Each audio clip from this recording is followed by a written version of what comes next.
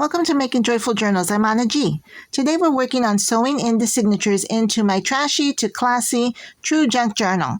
And I'm starting off with this piece of packaging, and I will be putting some holes in this packaging to put in each of the 6 signatures. So follow me on this journey and let's see how this gets put into the cover of my True Junk Journal. And I'll give you a clue. I am not going to use glue to actually put the hidden spine.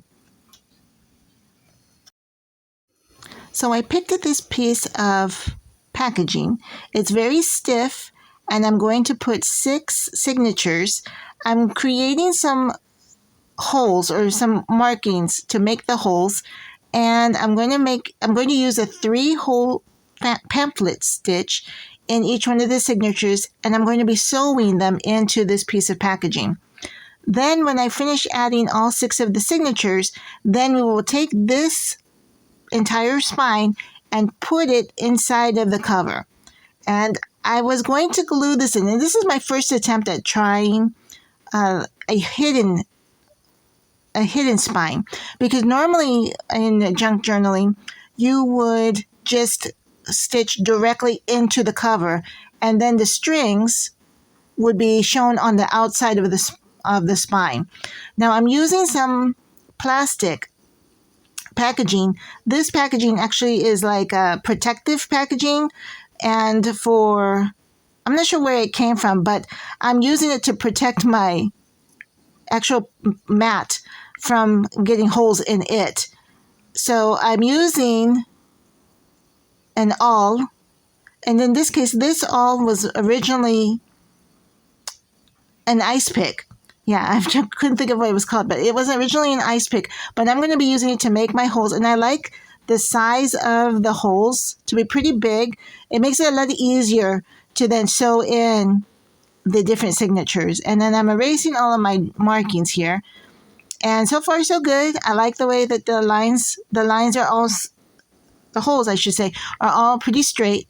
Now I'm taking each one of my signatures and I'm going to mark them so that they match the holes. It'll make it so much easier when you're actually sewing in the signatures.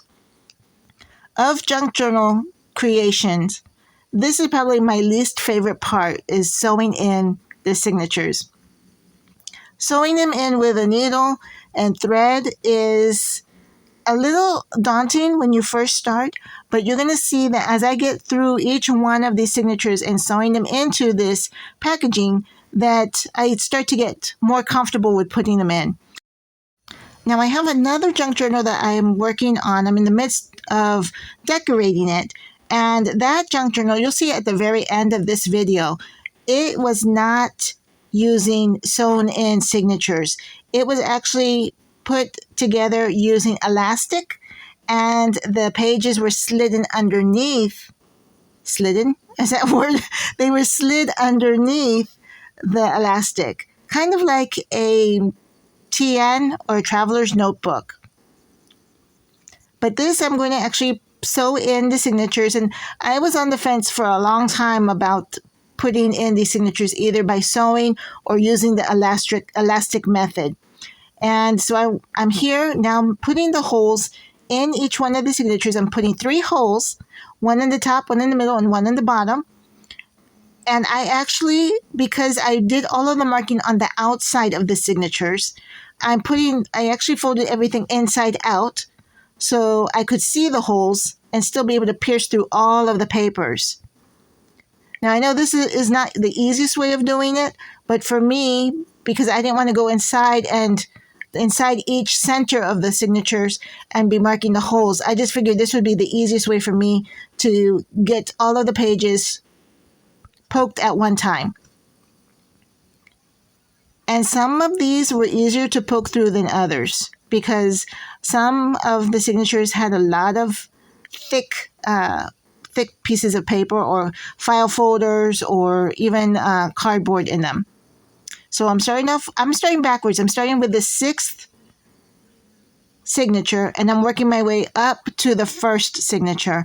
So I'm going to start with the last column of holes, and I'm starting from the middle. I go down through the middle into that piece of packaging. And then I'm now going up, sewing up into the booklet, and then I sew back down from the bottom. There are a lot of, I guess, tutorials on how to do this.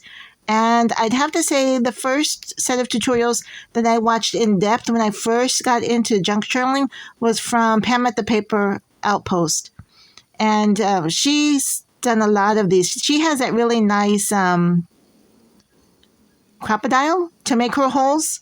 So her holes are nice sized holes as well. So that's why I don't have one of those, but I use the ice pick to make my holes, the same size, almost the same size. And then I'm using a really large a really large needle that has a real big eye so that I can get this twine string through it. So I started from the middle, went down, and then now I'm coming back up through the top. I'm going to go all the way down to the bottom hole, and also keep your tail that you started with. Don't let it go all the way through. Don't sew all the way through because you'll have a hard time getting it back into the booklet. And then now I'm back to the middle. And remember, well, I'm not sure if you saw me on the first set, but I always had one tail on the left side and one tail on the right side of the big string in the middle. And for me, I always do 3 knots. And the first 2 create a square knot. And then the last is just for extra credit, I guess. And then this is the center of that booklet. And I'm going to take that elbow macaroni, that box right there, and I'm going to turn it into a top pocket and a side pocket. And I'll show you that as well. Okay, so now we're on number 4? Yeah, I had to mark these booklets so that I wouldn't get them all turned around. So again, I'm just making sure that I have the holes are big enough to get my needle through each of them. And these really big paper clips were a lifesaver for this. Okay, so I'm going to start with the middle, and I'm going to go down, and then I'm going to go to the top, and I'm going to come back up into the booklet, into the signature. All right, then I'm going to go all the way to the bottom. Make sure I get through the packaging at the bottom of the spine. Okay, now here's where you need to make sure that you're going through the right column of holes. Okay, so here I have my 2 tails. I'm making sure everything is nice and taut. Not ripping the paper, but just making sure it's taut.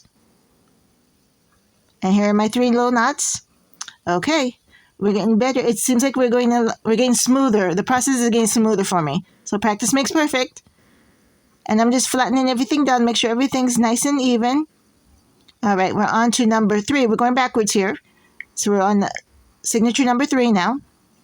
We're starting with the middle. I'm just making sure I've got holes. The holes are nice and big enough to get through all of them.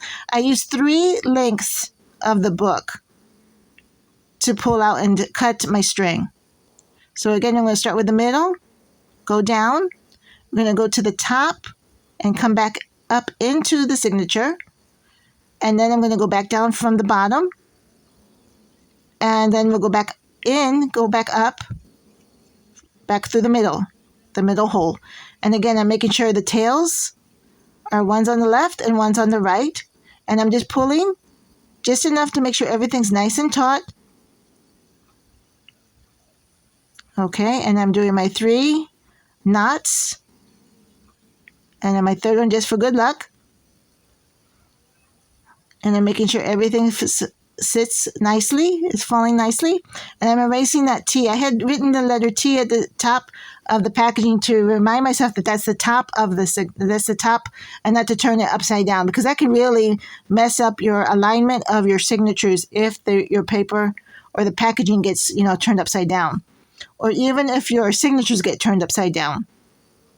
My goal, because I have done this before inside of the cover before, I have accidentally put some of the signatures upside down, which, it's easy to make that mistake.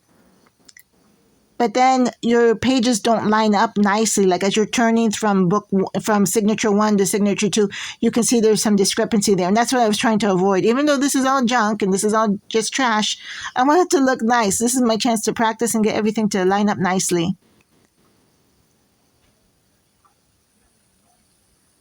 Okay. Good. We got another one down. Looks like we only have one more to work on. Okay, and I will slow this down so that you can see how it goes from start to finish.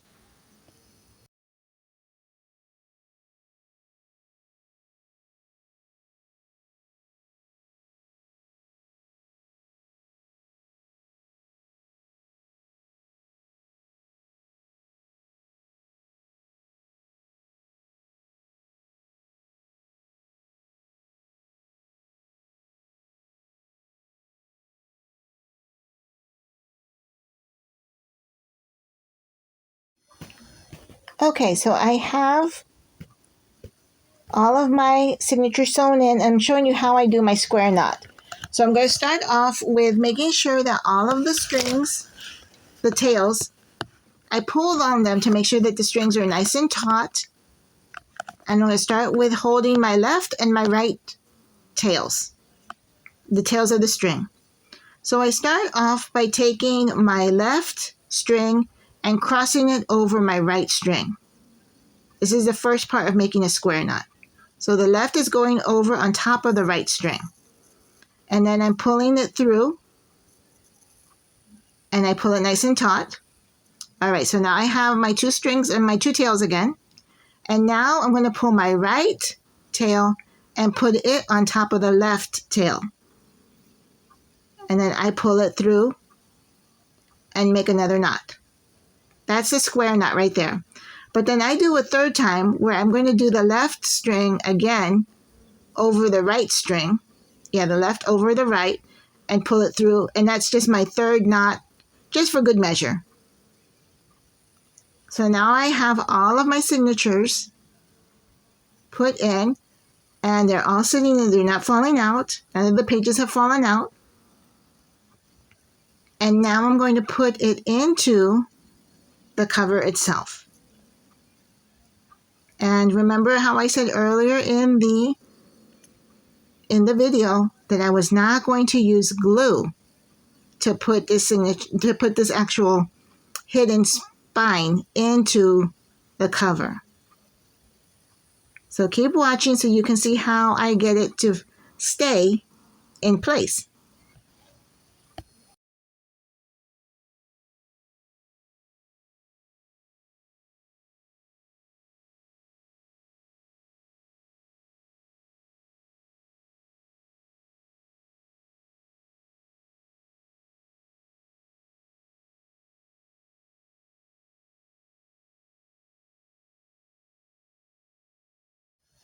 So here we are adding the hidden spine into the cover. And I am going to be using my little foam, piece of foam again, and I'm going to make some holes in that piece of packaging. And I'm going to be using brads. Those are metal paper fasteners. And I'm going to be using that to hold my spine in place into the cover. And not only do I trust that more, for some reason I don't trust just using glue, because my fear is that at some point in time the glue is going to lose its effectiveness, and then the whole set of pages, all of the signatures, will just come out of the cover. And I don't think I've seen anyone else technically use fasteners or brads like this to do a hidden spine. So this is my take on how I get my hidden spine to sit inside of my journal cover, and I'm pretty confident that it will not come apart until I take those brads out. And if you're worried about them, like someone taking this book apart, you could just cover it with some washi tape or masking tape or what have you, so that you can't take the brads out. So here I'm working on this piece. Now that I've sewn in that signature, I can now close up this box and turn it into a top loading pocket. And I was just making sure that I put the glue in the right places. I put it on the bottom and I put it on the side. So that's going to create a top pocket. And then this other panel I'm going to glue on the top and the bottom only.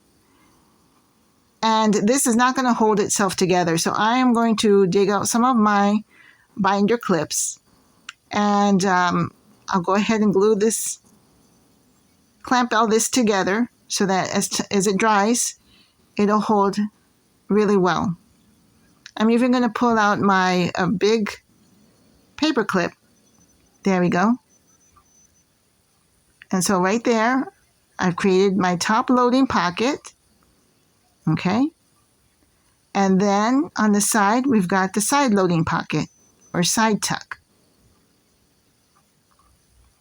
And again, I'm just showing you that this foam really is a lifesaver.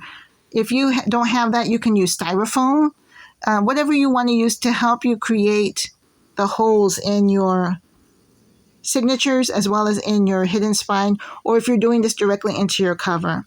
So I'm going to pull out my other journal. I love this journal.